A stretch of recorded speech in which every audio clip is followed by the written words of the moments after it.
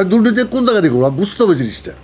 খালি দুর্নীতি করছে, গভর্নমেন্ট বলে দেয় যে আপনি পদত্যাগ করেন, পদত্যাগ এই যতগুলো পদত্যাগ করছে সব গভর্নমেন্ট বলে দিচ্ছে।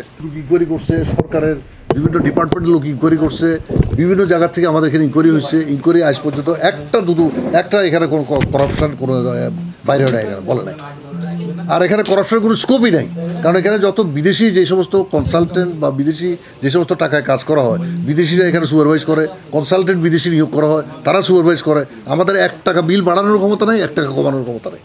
কনসালটেন্ট যে বিলটা দেয়, যে সমস্ত লোন গিভিং এজেন্সি তারা চেক করে, কারণ আমাদের কাছে আমরা পেমেন্ট করি। যদি পরিবর্তন করতে হয় ওদের কাছে লিখতে হয়, ওরা ওইটা দেখবে, চেক করে যে আমার কথাটা ঠিক আছে কিনা, ঠিক থাকলে তারা ওইটা অ্যাকসেপ্ট করে আবার আমার কাছে রিকমেন্ডেশন করে পাঠাবে। সুতরাং এখানে চট্টগ্রাম আসার চিফ ইঞ্জিনিয়ার বা এমডি 1 টাকাও চেঞ্জ করতে পারে না, বাড়াইতে পারে না। পয়সা খাবে কোন জায়গা দিয়ে?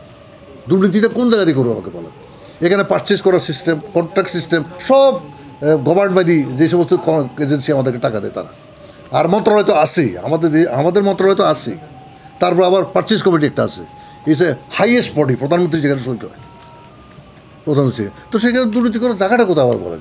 এখানে তো আমি একটা লোকের 5 টাকা বেশিও পেমেন্ট দিতে পারি না, 5 টাকা কমাইতে পারি না। আর দুর্নীতি কোন জায়গা দিয়ে করবো বুঝতে হবে জিনিসটা।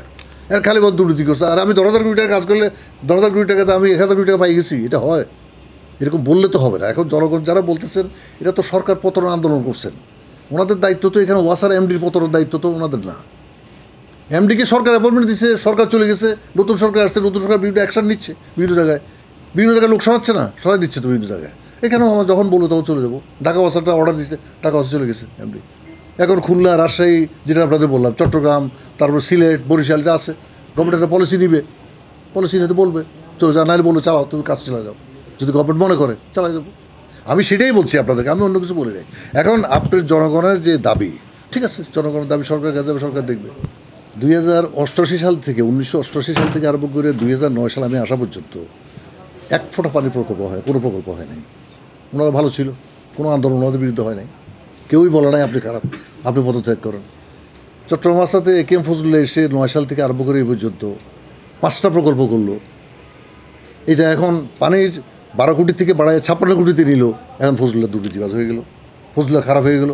ফজলুল্লাহ সব ওয়ার্ল্ড হেলথ অর্গানাইজেশন আমার পানিকে রিকমেন্ডেশন দিয়ে গেল, ISO 9001, যে বাংলাদেশের বুকে সবচেয়ে ভালো ওয়াটার পানি সরবরাহ চট্টগ্রাম আসা আছে। এখানে আপনার দেখতে চাইলে আপনার কাছে আছে।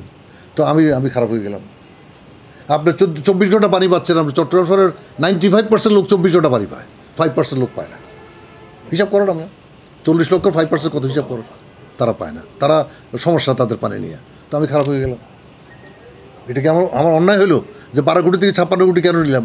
আমার পাইপলাইনে 1000 কিলোমিটার পাইপলাইন বাড়াইলাম চট্টগ্রাম শহরে, 1000 কিলোমিটার পাইপলাইন চট্টগ্রাম শহরে বাড়াইলাম। সেটা কি ভুল হলো, অন্যায় হলো? গভর্নমেন্ট বলে দেয় যে আপনি পদত্যাগ করেন, পদত্যাগ এই যতগুলো পদত্যাগ করছে সব গভর্নমেন্ট বলে দিচ্ছে আপনি পদত্যাগ করেন।